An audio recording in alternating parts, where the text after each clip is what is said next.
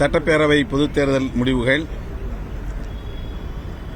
திமுக தலைமையிலான மதசார்பற்ற முற்போக்கு கூட்டணி ஆட்சி அமைப்பதற்கு ஏற்ற வகையில் வெற்றியை தரவில்லை என்றாலும்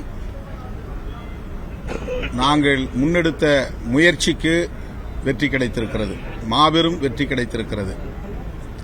அதிமுக முதுகில் ஏறிக்கொண்டு பாஜக உள்ளிட்ட சங் பரிவார் சக்திகள் இங்கே கோலோச்ச திட்டமிட்டார்கள். அதற்கு ஒருபோதும் தமிழ்நாடு இடம் கொடுக்காது என்கிற வகையில் திமுக தலைமையிலான மதசார்பற்ற முற்போக்கு கூட்டணி செயல் திட்டங்களை வரையறுத்து அதன் அடிப்படையில் நாங்கள் களமிறங்கினோம்.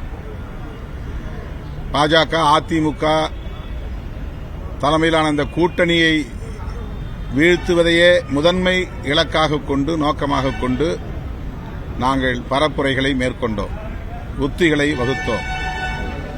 அதில் 100 விழுக்காடு வெற்றி பெற்றிருக்கிறோம் என்று பெருமைப்படுகிறோம், மகிழ்ச்சி அடைகிறோம்.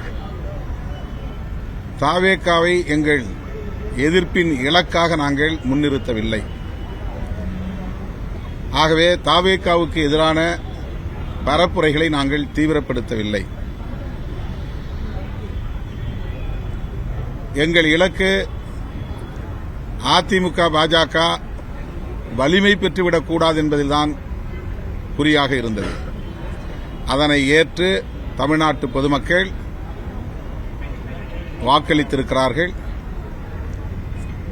அது முழுமையாக எங்கள் கூட்டணியை நோக்கி வந்து சேரவில்லை என்பது வருத்தமளித்தாலும் இது எங்களுக்கு கிடைத்த மாபெரும் வெற்றி.